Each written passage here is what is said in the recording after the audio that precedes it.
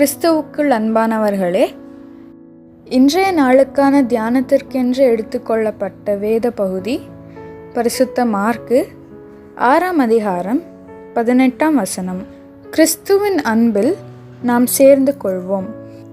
கிறிஸ்துவை அறிந்து கொண்ட அனைவருக்கும் இன்னும் அதிகமாக அவரை நேசிக்க, ஆவிக்குரிய அனுபவங்களை இன்னும் நாம் பெற இயற்கையாகவே ஆசை இருக்கும்.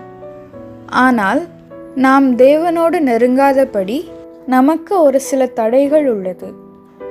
முதலாவதாக, நமக்கு வரும் சோதனைகளை நாம் எதிர்க்க மறுக்கின்றோம்.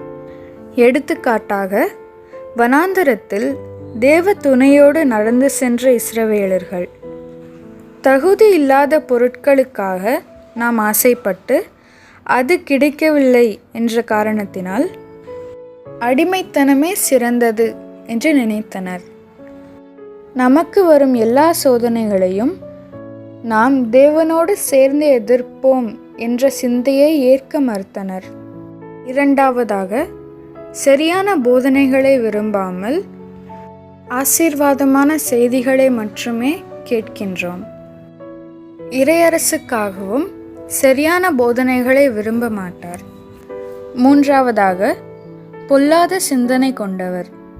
எடுத்துக்காட்டாக, ஏரோது ராஜா தான் பட்டத்திற்கு வர தடையாயிருந்த தன் மனைவியையும் அவர் சித்தியின் மகனையும் கொலை செய்தார்.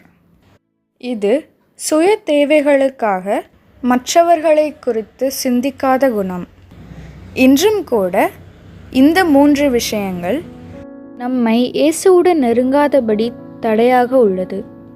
நாம் நமக்கு வரும் எல்லா சோதனைகளையும் தேவனுடைய துணையோடு அதை எதிர்த்து வெல்வோம் என்ற சிந்தையும், சரியான போதனைகளை கேட்க நம் செவிகளை சாய்ப்போம் என்றும், சுய லாபத்திற்காக பொல்லாதவைகளை செய்ய மாட்டோம் என்ற தீர்மானங்களை எடுத்து நாம் கிறிஸ்துவின் அன்பில் சேர்ந்து கொள்வோம். ஆமென்.